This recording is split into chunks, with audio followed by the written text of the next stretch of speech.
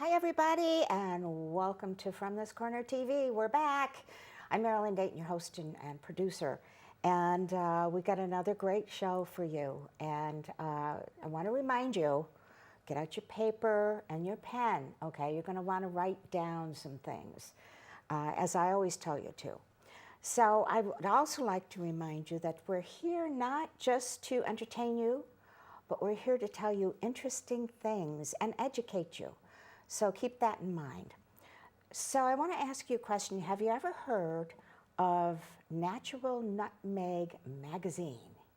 Well, it's a wonderful magazine full of a lot of information. And our guest today is the owner and publisher of this magazine. They're celebrating 10 years, which is amazing. She's not only a publisher, she's also has a PhD, and she works in physiology and nutrition.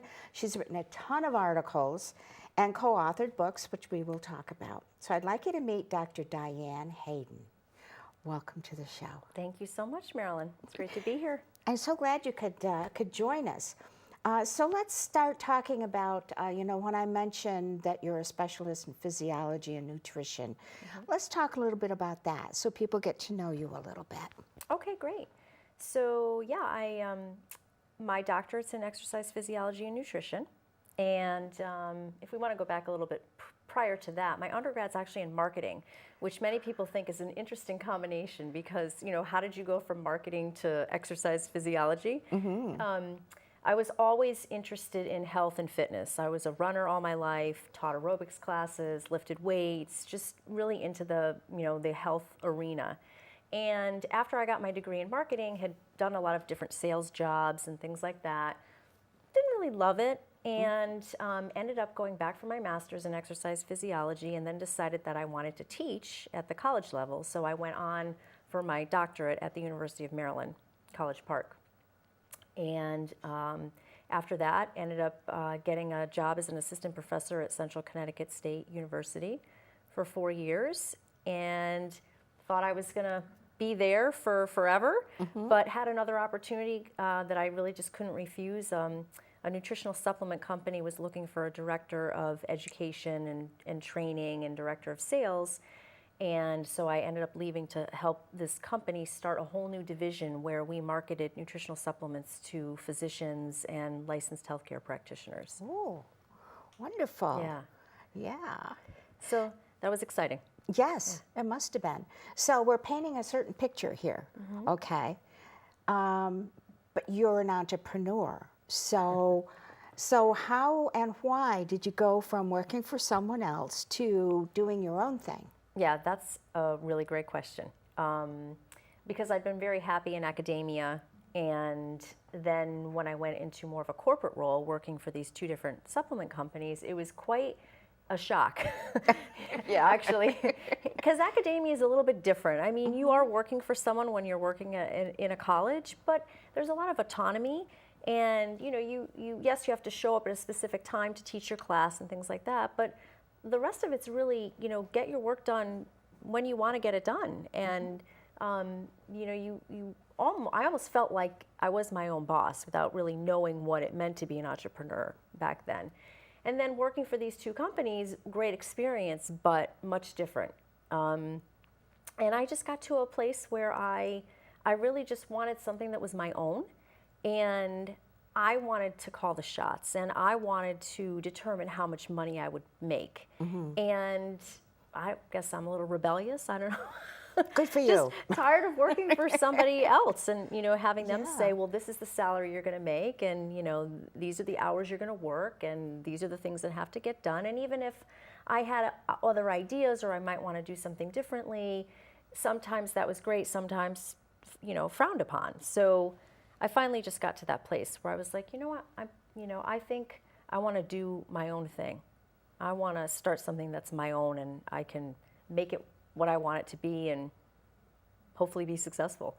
Now, were you able to transition into doing your own thing and still stay working for someone else, or did you just go, that's it? Yeah, that's not what I would recommend, but that's what I did. Oh boy. Pretty much just took the leap, yeah. But I knew that I could always go back to teaching if I needed to. And so I did leave the corporate job. I did leave the full-time job to start Natural Nutmeg. But I did have some adjunct teaching positions along the way. So I had some other sources of income. It wasn't that I was strictly relying on this completely. And it wasn't just me. I had a partner too. So he and I started the magazine together. So he had other income as well. Because essentially when we started, my goal was with the first publication, with the first issue, to at least have it pay for itself. Not necessarily pay me or him or anyone else, but at least have it pay printing and distribution and, you know, those kinds of expenses, which it did. So that was great. But we obviously needed other sources of income to survive for, you know, for a little while. When you become an entrepreneur, that's kind of the way it works. Yeah. I always encourage people, if you're going to start your own business, keep your day job and take the largest closet in the house and convert it into your office. Right. And start from there, because you usually don't make an income for the first year or two or sometimes 3. It takes a while. So you're very blessed that the first magazine actually paid for itself. Yeah. That's pretty good. Yeah. Well, I had a goal. I mean, I knew exactly where I needed to be in terms of printing and, you know, my other expenses, and I knew how many advertisers I had to get. It's solely supported by advertising, still is. So I essentially knew, okay, this is what I need to do, and I just set that goal. And, you know, I guess in the back of my mind, I thought, well, if we have to push it back a month, we could. I had made that clear with the initial group of what I called charter advertisers, that might be the case. You know, we're going to shoot for an October issue and we'll see what happens. And everyone was fantastic. I mean, one thing about the holistic industry, I have to say, everyone is just amazing people. And, you know, they thought this was a great idea. They were supportive. There's probably still 50-60% of our advertisers have been with us, if not since day one, at least 5 or 6 years, if not longer. That says a lot. Yeah, It does. Great. Now, this is basically Connecticut, correct? So this magazine, Natural Nutmeg, serves the entire state of Connecticut. Okay. Yep. And there are a lot of natural holistic practitioners in the state. Because I know quite a few of them are my clients, so I know these things. So you do have people that you can get articles from, people who are advertising, and gosh, 10 years, that's pretty amazing. Well, that's what I think sets us apart, is the fact that the platform, the way that I created this, was to give holistic practitioners a way to speak to the reader. So all of our content is written by holistic practitioners, holistic business owners in Connecticut. It's 100% local. Everything that you find in there, whether it's an ad, the article, the events, press releases, all local content. And that's been my mission, is to, when a reader picks this up, they know that when they read an article, they can actually call up that practitioner or that business and go see them. Yeah. Versus reading something that's from Colorado or California. Not that that's not good information, but it's not the same as, you know, especially if you have a health issue, being able to go to find that person and go to that person, I think is critical. To have someone that accessible. Right. And you get to know the practitioners through the articles and what they're sharing with you, and if it makes sense, you go, okay, I'm going to call this person and go see them. I think that's great. It's a wonderful marketing vehicle. There's your marketing that you pull out.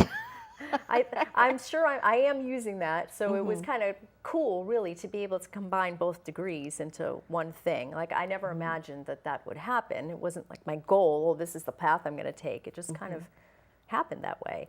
So that's been great. And yeah, I think just having this platform for a practitioner to be able to position themselves as an expert and write about their passion and educate the reader, and it's, you don't find that. No, you don't. You know, no. Let's take a couple of these and hold them up and show people what it looks like. okay? And it's thick. It's pretty thick, people. It's got a lot of information in it. A lot of advertisers that are all, natural, holistic products and services. And I think it serves a need. It definitely serves a need. And you're right about the holistic practitioners, that's the word, community. Yeah. They communicate with one another, they support one another, they refer one another. Because sometimes I'll have someone on my show, and after the show, they say, there's someone in Bristol, there's someone in Higganum, there's someone in Hartford that you should really consider for the show. And I love that. Yeah. That respect, that mutual respect. It's important. Well, yeah, that's another great thing that I think happened just by chance, is that all of these people who are in here, these advertisers, all now, not only are they reaching the reader, but they're also reaching each other and seeing, oh, well, like a naturopath now can refer to a massage therapist. Absolutely. And vice versa, and or to a health food store owner. Oh, go get your supplements at this health food store. So it's really built a great network and community for them too, in addition to a place to to advertise and market their business. And there's nothing better than a referral network. That's true. Amongst your peers and your community. Now, you write a lot. You've written a lot. I have. Now, I noticed, I went to your website, that's your name, and I noticed that you have also done one-on-one counseling and coaching, and you've got, and I noticed there were a couple of things there that really looked kind of interesting, which was, and I loved it, and hopefully you don't mind talking about it. Of course. The psychology of success mindset. Today, we talk about mindset and how important it is. And if you go on Facebook a lot, you see these postings that people share about mindset because it's so important. Everything starts here, okay, and here. And you've got to make sure that you're in the right state of mind to accept and learn things that are better for you, whether it's personal or professional. And so I saw the psychology of success mindset for athletes, for pretty much anyone. Right. And I wanted to ask you about that. Yeah. That's probably my favorite thing to talk about, actually. Oh, We could spend a couple hours here if you want. okay. But yeah, so I don't know if I can exactly pinpoint when I started getting into this. I think it was from the time that I left one of those corporate nutritional supplement jobs and starting the magazine. I also went into a life coaching certification program. So I did that alongside starting the magazine, which most people will or have told me I was crazy. But actually, I think it was a lot of work, but it was really very helpful beyond anything that I could have imagined, because I was able to really focus on what I needed to do to get this done and not worry about what might happen. What if nobody reads it? What if nobody advertises? What all these things that could potentially go wrong, right? So being in this life coaching program, I had a peer you have peer-to-peer coaches when you're going through the certification, and that person really helped me with getting out of my head and getting into the right mindset of, okay, yes, you could worry about all that stuff, but what is that going to get you at the end of the day? Nothing, really. I mean, you need to stay focused on what you're doing, and it's just one day at a time. Take the next step at the time. Keep moving forward, and just keep doing what you need to do. And so throughout that program, not only was that peer-to-peer coaching great, but we also had to read a ton of books. And I think that's where I really picked up a lot of my knowledge and training on positive mindset and positive psychology and how to teach it, and little tips and tricks on, how to first recognize when you're having negative thoughts and getting into, negativity, and then what to do to get out of it. Right. Because it's not easy. I mean, sometimes you don't even realize that you're thinking negatively, believe it or not. And You don't realize you're blocking yourself. exactly, right. So it's having that awareness. That's the first step. And then saying, okay, you know, where is this going to get me? And what can I do to get out of this? So there's been, you know, there's so much work on psychology for success, whether it's for athletes or, you know, anybody really. But now they're really getting into the mindset. Like, what makes Michael Jordan so amazing? People don't know that he was cut from his high school basketball team, and people don't know that nobody thought he was really going to make anything of himself. And people don't know that he misses a gazillion foul shots before he makes them. I mean, you don't see what goes on in the day-to-day basis with somebody. You just see someone who's this amazing athlete, and you think, oh, well, he just has talent, or he's just special, or he was born that way. Yeah, he was born that way. He has something I don't have. But does he really? Because maybe he developed it from his mindset and the amount of practice that he did. And maybe that's available for any of us to do, really. Absolutely. And there was another, the SPARK method. Yeah, Tell us about that. I love that term. Yeah. So that's just an acronym that I came up with when I teach mindset. And it stands for having self-confidence. So from a mindset perspective, believing in yourself and believing that you can accomplish something, that you can do something. Because a lot of people would have said, oh, I could never start this magazine. Like, I could never do that. I don't even know the first place to start or whatever. Well, I didn't either. But I knew, I guess I had the confidence that I think I can do this. I have the right connections. I have the right background. I don't have a publishing background, but I'll figure it out. So it's having self-confidence. P stands for passion. You have to be passionate about something. I mean, you could, you know, I see a lot of people, I think, that start businesses because they think they're going to make a lot of money.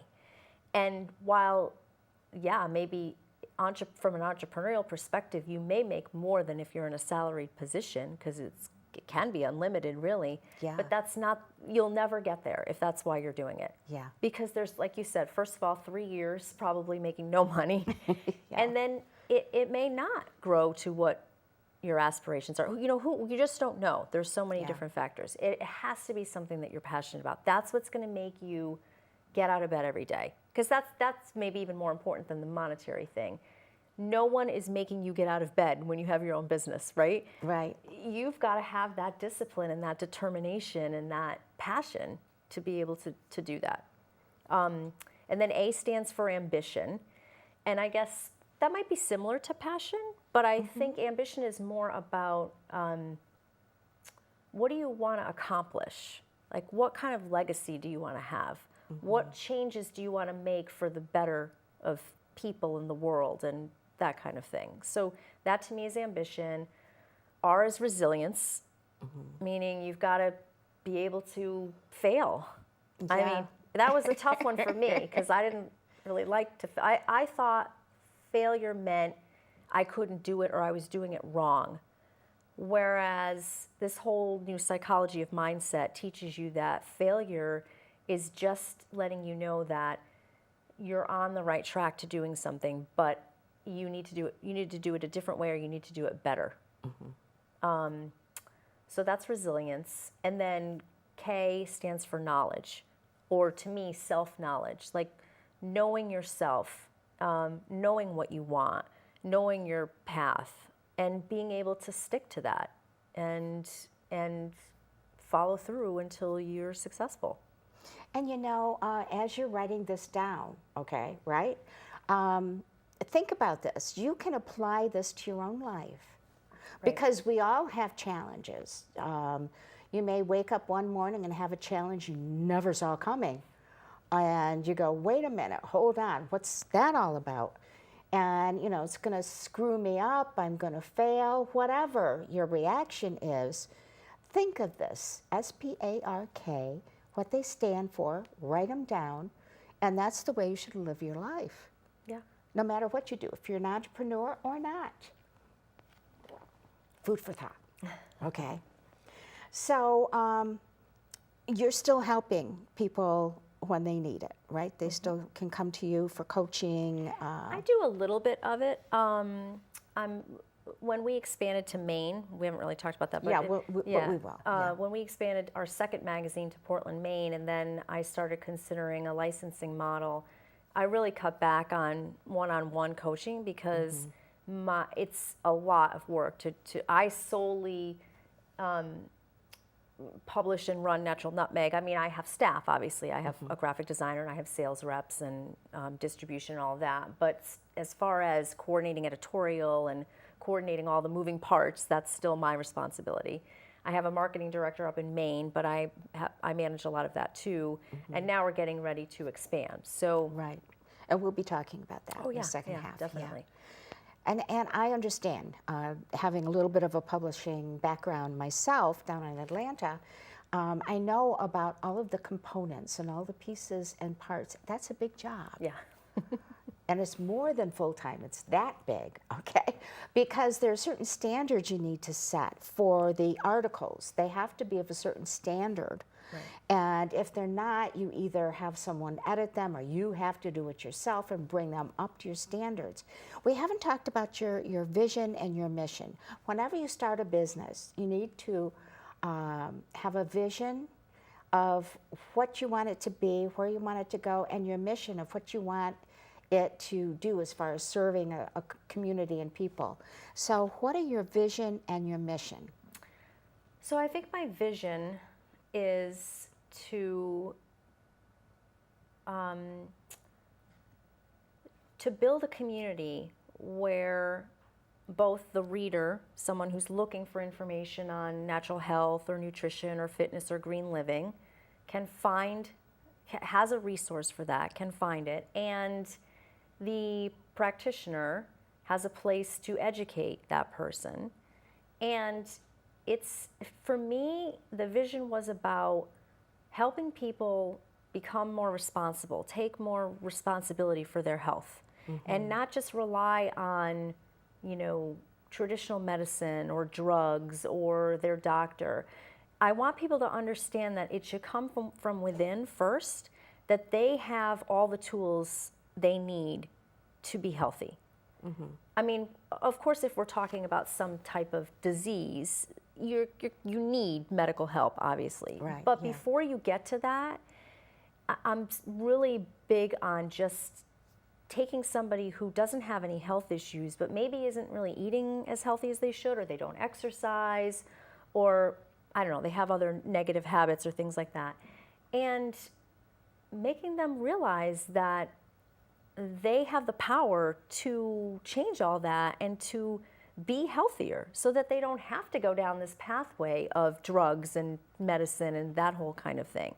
So it was about creating something where people could learn how they can be more responsible for their health, and then spreading that out as far as I can. So, obviously beyond Connecticut. Maine was really just to see if I could duplicate this. Would it work in another market, so to speak? And now the answer is yes. So, and now we're taking that and expanding it nationally. Right. And we're going to talk more details about that in the second half.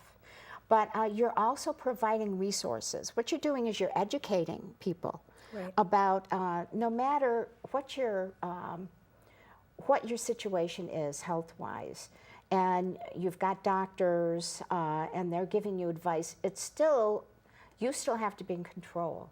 You still have to make decisions. A doctor may say, okay, these symptoms kind of dictate that this may be the problem, let's do these tests, let's throw this steroid at you, and you need to know enough, and everything's online. Internet, big library out there, okay? And maybe you had already looked at this potential. This steroid's not for me because these side effects will make things worse, and I read that, at the Mayo Clinic or whatever. And you need to be in control. You need to know what to tell the doctor, the language to use, because if you're having dizzy spells, there's a difference between vertigo, there's a difference between, all of them are different, and they're all dizzy, okay? And you need to be able to describe to your doctor. And hey, guess what? Maybe, like my doctor, she always says, well, okay, before we start a medicine or do these tests, maybe we should take a look at what you're eating. Maybe we should take a look at your supplements and see if we can add something. Maybe we should see if you need vitamin K, if you need, maybe your magnesium level is low, and you will say to yourself, yeah, I read that, okay? So it's your responsibility. And this magazine, okay, can educate you even more, which is so important. It may have an article about something you didn't even think about. You went, wait a minute, my son has got a problem. This makes sense. I want to learn more. Pick up the phone, call that person. Right. Right? Exactly. So the education then takes it one step further to providing the resource. Right. Which I think is very important. Yeah, and I think you mentioned the internet, and there is a wealth of information on the internet, but it's not always correct information. That's true. And That's a lot true, of yeah. times, you're searching for something and you get all this, all these different websites or articles. How do you know it's not someone just trying to sell you something that says, oh, make some claim, oh yeah, this is going to treat X or whatnot. That's true. That's very true. Or even just misinformation about, if you're trying to diagnose something. Mm-hmm. So what I've tried to do with this magazine is we have an advisory board of physicians, both MDs, naturopaths, chiropractors, acupuncture, and we really vet every article that comes in. Excellent. So not only am I critiquing it, editing it, making sure that the information is right, if I have a question about anything, if I read something that I think, I'm not sure if that's accurate, I can send it to my advisory board and they'll review it, and give me advice whether or not we should change something or something was wrong, or it's fine. Maybe I just wasn't up on that particular, issue or health reference or whatnot. But yeah, I mean, it's tough when you were just blindly going on the internet and trying to find information, because there's a lot of, unfortunately, garbage out there. That's true. Especially in this industry, especially in the yeah. supplement industry. Mm-hmm. I know. We see ads all the time on Facebook. Right. But the best places to go if you're going to do something like that are like the Mayo Clinic or HealthNet. Yep. Is a good one. Don't go to Wikipedia, please. Right. Okay. That's not the place to go. And look at the magazine, okay? Now this magazine is available. Is it available by subscription and at locations? How is it? No, it's actually all free distribution. So it's distributed throughout the entire state of Connecticut. You can go on our website and there's a little map, and basically you can look at the map and find out where all of the distribution points are throughout the entire state. But pretty much the major ones are any Whole Foods, Stop and Shops, Geisler's, independent health food stores, fitness centers, YMCAs, libraries, practitioners' offices. You're not going to find us at like a Chinese restaurant, Yeah, probably not. or McDonald's, but a lot of places that have free, where you go in and you see free publications that you can pick up. And also, there's a digital magazine online. So Oh, if you are excellent. web savvy, you can go to naturalnutmeg.com and you can actually download not only the current issue, but underneath that it says back issues. You can get any of our issues all the way back to, I think 2010 is up there. So I think we have that's about 7 years of content. Oh, that's Still up. excellent. That's Yep. wonderful. And it's free? It is free. Holy cow, that makes it even better, people. Okay? So you have no excuse, all right? So, Right. absolutely. So before we go to break, well, actually, that might be a good spot to take a little break. And when we come back, we'll talk about her books, and we'll talk about the expansion that she's going through and what her hopes are for the future, okay? So hang there with us, and we'll be right back. You always made sure I brushed my teeth. You told me that smart was cool. You always told me to dream big. To all of those parents who took the time to make raising their children their most important job, we'd like to say, Thank you. Thank you. From the bottom of my heart, thanks, Mom and Dad. This message is brought to you by the U.S. Air Force. If you keep tanning, indoors or out, the effects of harmful rays will show up on your skin. Wrinkles, age spots, and an increased risk of melanoma, the second most common cancer in women 15 to 29. Stop tanning.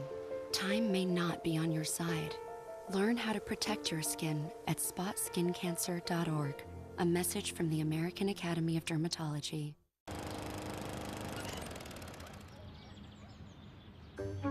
You'd do anything to take care of that spot on your lawn. So why not take care of that spot on your skin? If you're a man over 50, you're in the group most likely to develop skin cancer, including melanoma, the cancer that kills one person every hour. Check your skin for suspicious or changing spots. Go to spotskincancer.org to find out what to look for. A message from the American Academy of Dermatology. Oh, hey, bud. Where are you headed? Just gonna hang out. With Gary and Todd? Yeah? I've been meaning to ask you, is there any drinking going on in this crowd? No. If any of your buddies ever pressure you to take a drink, just tell them you promised your dad you wouldn't. I'd do anything to keep you safe. Okay, I will. I hope this is working. I promise. Love you too, Dad. They really do hear you. For tips on what to say, visit underagedrinking.samhsa.gov. Hi, and welcome back. On From This Corner TV today, we've got Dr. Diane with us, and we've been talking about the importance of being very careful where you search for medical information, nutritional information, even physical exercise information on the internet. So I just wanted to repeat that again, just to make sure you heard that part, okay? And we're talking about her magazine, Natural Nutmeg. But I want to go back a second to the fact where I said she's quite a writer. And she brought a couple of her books, and I wanted to, you can find these, can't you, somewhere? Yeah, so this is our latest one, actually, Essential Remedies, Essential Healing for Your Spirit and Soul. And that's on Amazon. Okay. So you can just go in the search and type that right in, it'll come right up. And that's a collaboration with 20 different spiritual healers from all areas of spirituality. Wow. And they're each talking about their journey, how they came to whatever spiritual modality it is that they practice. So people, massage therapists, yoga, Reiki practitioners, intuitive healers. It runs the gamut in there. Wow, yeah, love it's a great book for not only people that are looking for maybe just a different way, a different method of healing, but also people that potentially are being called to the healing profession. So a lot of the authors talk about how they were called. You know, did some tragic life event happen, or were they just not passionate about what they were doing in another career? Some of them knew at a young age. In fact, one of the authors knew he wanted to be a Reiki and massage therapist at, I think, 13 or 14 years old. And he couldn't find someone to train him because he was so young. But that's pretty amazing. Yeah. And then the foreword is written by Dr. Bernie Siegel, and you've heard his name here before. We've talked about him before. He's great. And then you've got this one that you brought, Essential Remedies for Women's Health.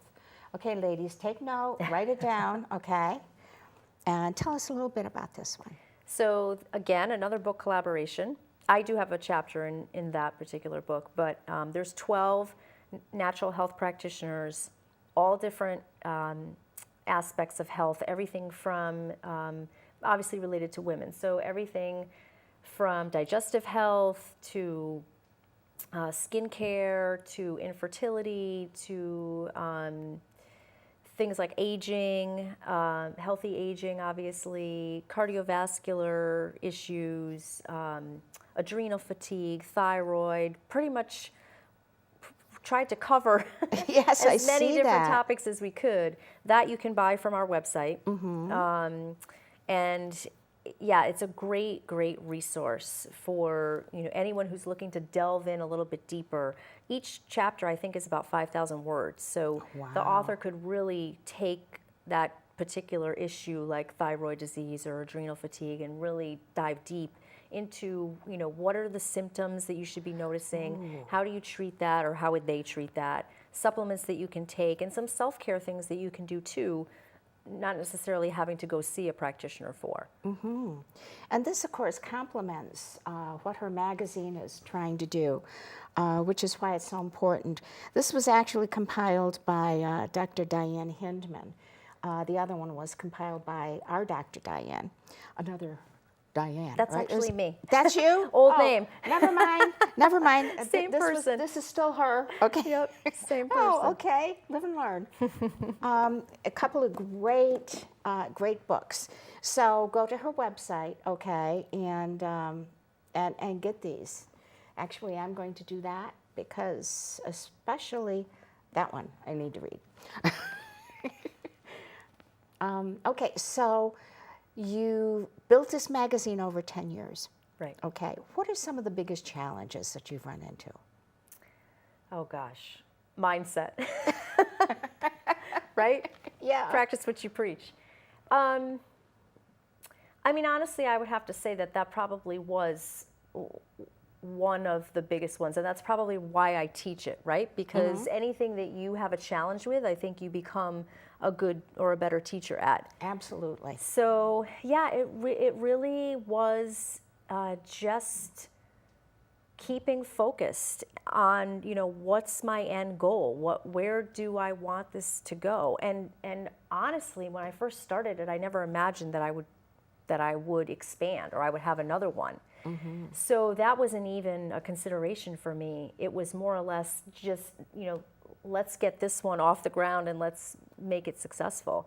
So I think it's just having that right mind frame of, like for example, no one is paying me a paycheck every week. I'm the one responsible for bringing the revenue in. I mean, obviously I have sales reps now, but I'm responsible for them too. But in the beginning, I'm the one responsible for the sales and the revenue. So I have to, make sure that I'm doing what I need to do every day. And like I said before, you have to be disciplined to get out of bed. No one is telling you that you have to do that when you're an entrepreneur.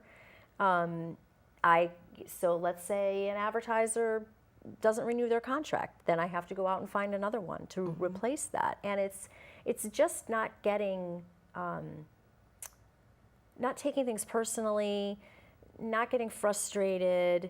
Again, having, just keeping that right mindset about what your end goal is. And so you said the word successful. Let's talk about what in your mind over these 10 years is your biggest success?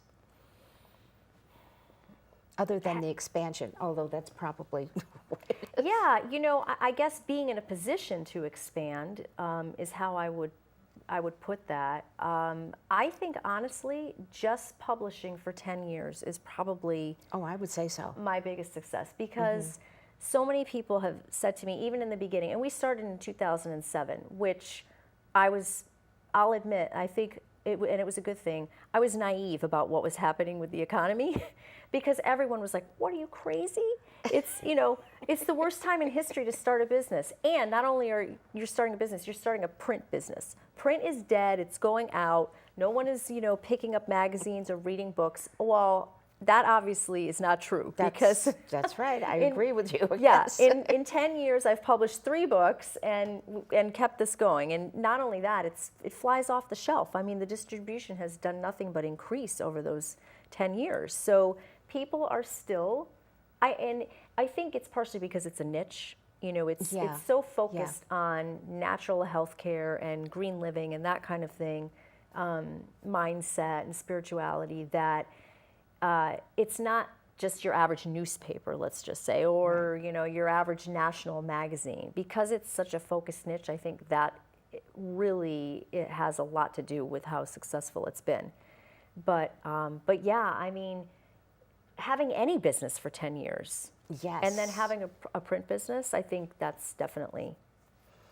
definitely the most Absolutely. successful. And we still do like to hold it in our hands and maybe dog ear a corner of an article that we really like, or rip it out, put it on the refrigerator, you know? Yep. So what made you decide that, you know what, maybe I can do this in another state? What was the turning point that made you think you could do that? Yeah, so let's see. We launched the Maine publication in 2014.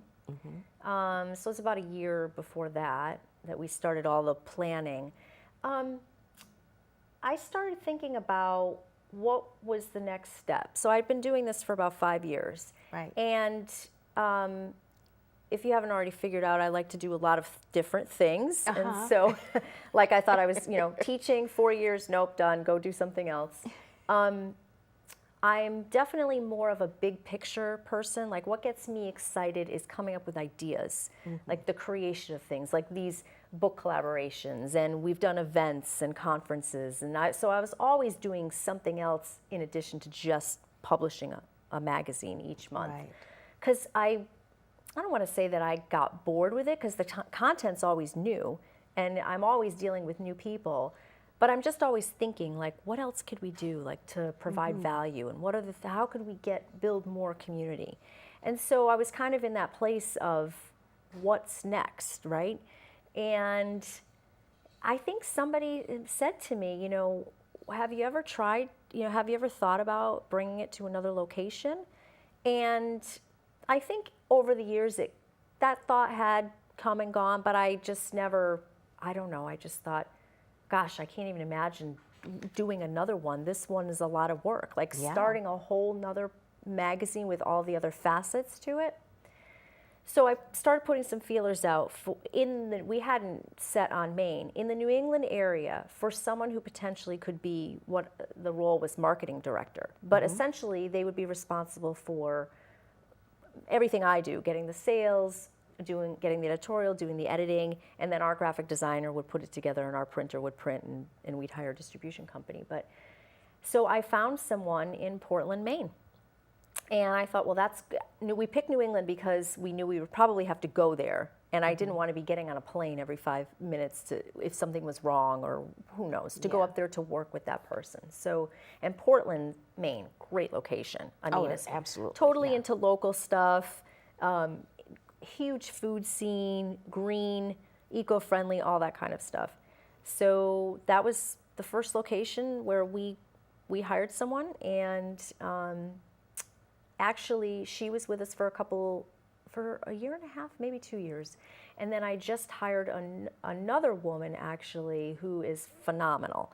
I mean, she has even taken it to another level up there. Oh, wow. And I think bringing her on board, which has been a year and a half, that made me then see, wow, I think we can take this nationally to who knows how many markets.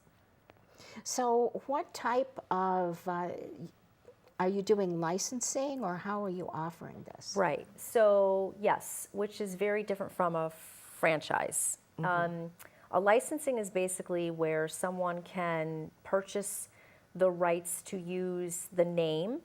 And it will be a different name in every city, but we will still own the name, or trademark the name, essentially. So they can buy that, they can buy the template of how the magazine looks, everything from the fonts to the style of layout to that kind of thing. But then they're responsible for getting their own advertisers, getting their own content, basically, what it takes to put everything in it, to fill it, essentially, events and that kind of thing.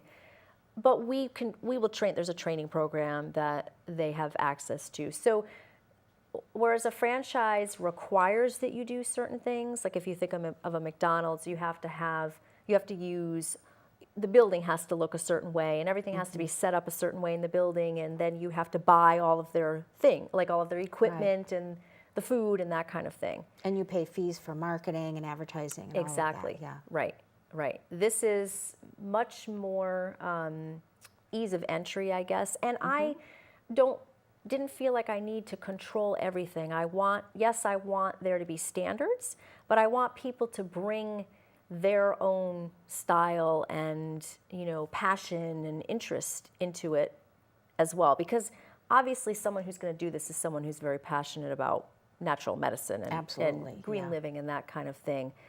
And then I'm hoping they have a skill set that's more entrepreneurial and sales background with this passion to be able to build it like what we have done. Absolutely. That's a big job you're talking about, okay? Talking about you have a full-time schedule now. This Right. is going to be... I will probably, yeah. I will have to have either hire a publisher for this, or I may end up licensing it as well. I'm not sure yet. Yeah, because my role will become building this community of Yeah. publishers all over the country, definitely. Yeah, you're not going to have time to be doing what you're Right. doing right now. Right. That's Yep. for sure. But hey, that opens up a position for someone else. It does, you know, which is and- a wonderful thing. It's such a great concept. And the fact that everyone across the nation, you know, none of us want to get sick. And there's so many diseases out there that are kind of scary. Yeah. And to have a publication that helps you take better care of yourself, that helps you learn what you need to do to have the right mindset and to be healthy, I think the market's huge. Yeah. Absolutely. And also, I think for me, part of the vision, I guess, is I wanted to offer this opportunity to other people because it was so fantastic for me to, you know, to be in a place where I wanted to get out of corporate. I wanted to do something else. You know, I was confident that I could do it. And I basically built this from scratch. And I did consult with some other people in publishing that published a natural health magazine. So I had that, you know, I had that support initially going into it. I wanted to take that opportunity and offer it to other people who are in, or you know, the same position that I was in. They're ready to do something. Like, what's the next step? They're ready to do something that they're passionate about, but maybe they just don't have all of the skills or all of the tools to be able to do this from scratch.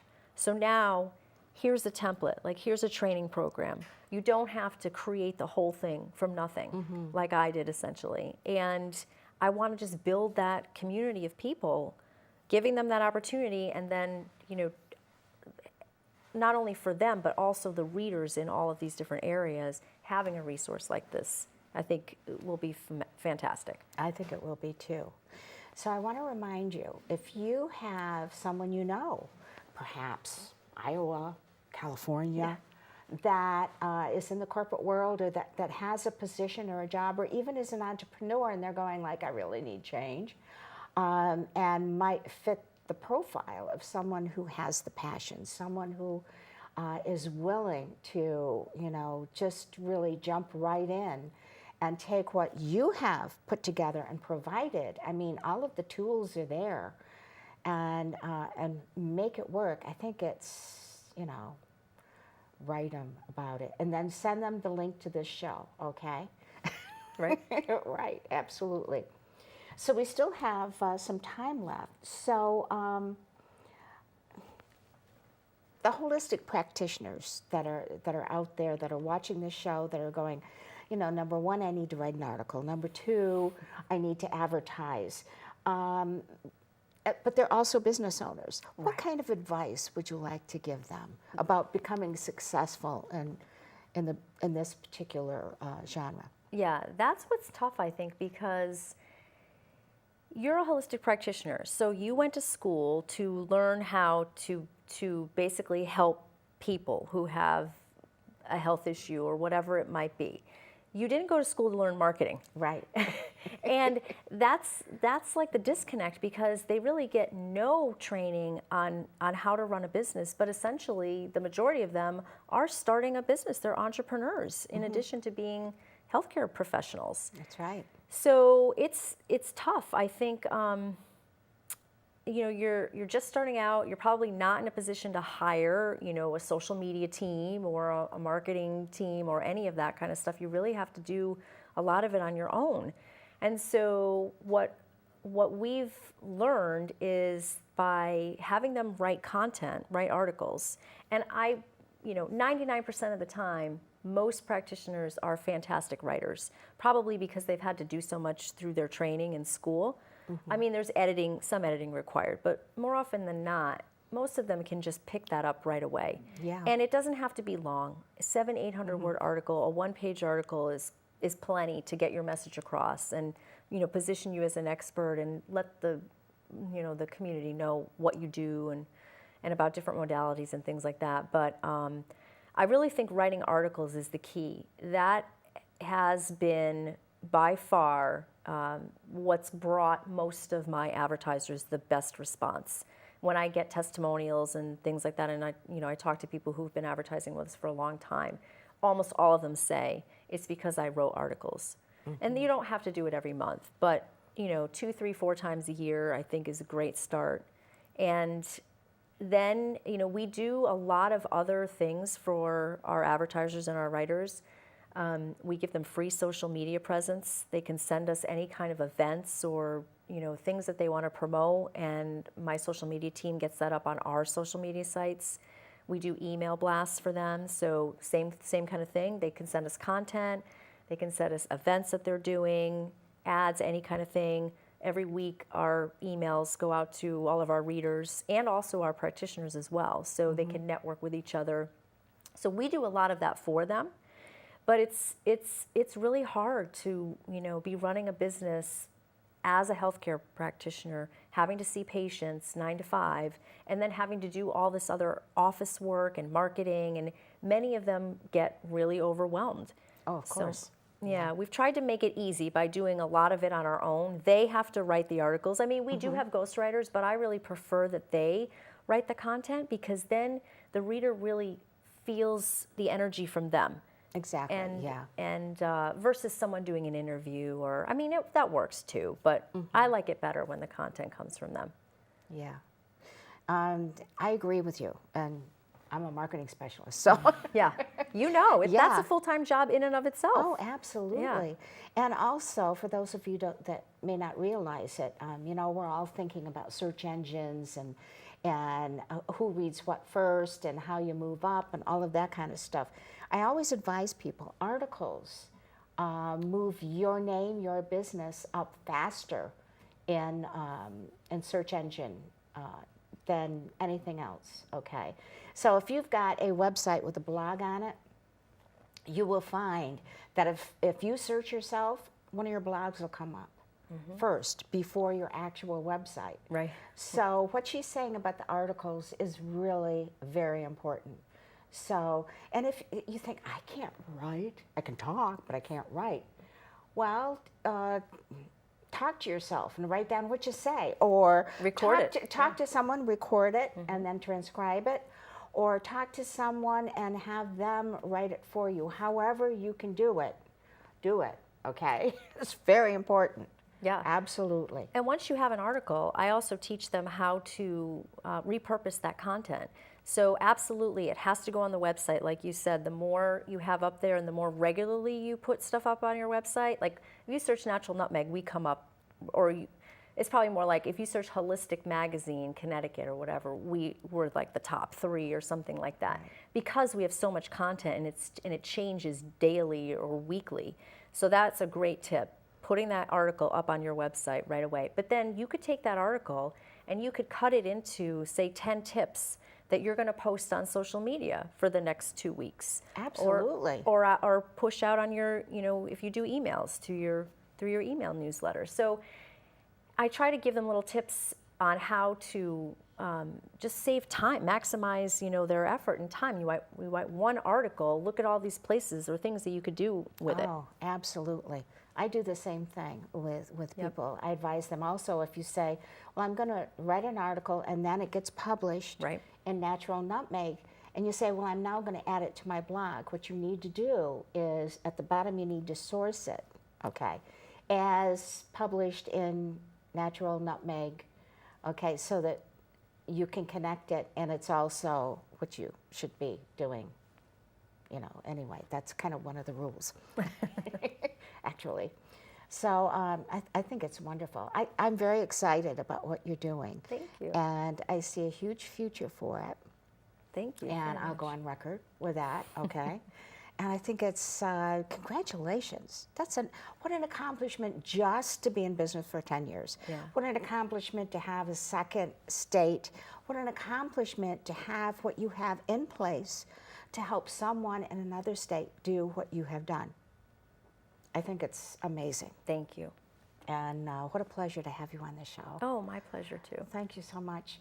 What I like to do is I like to thank you too for watching us and supporting us the way you do, and also actually our sponsors too.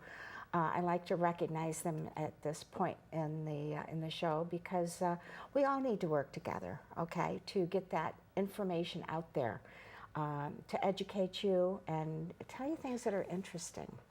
And as you well know, I like to end the show with a quote.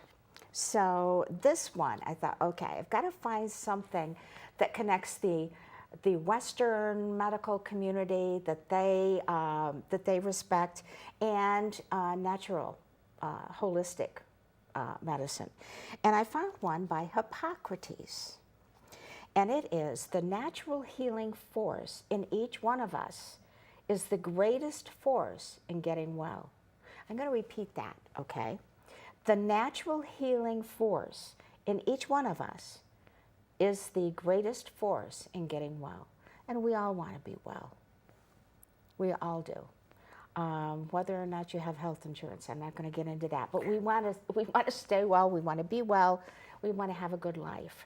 And that's what I wish for you too. And if you've got other ideas for us for on our show, remember to send us an email, okay? Thank you so much for joining us today. It's been a pleasure, as always. And we'll see you next time on From This Corner TV.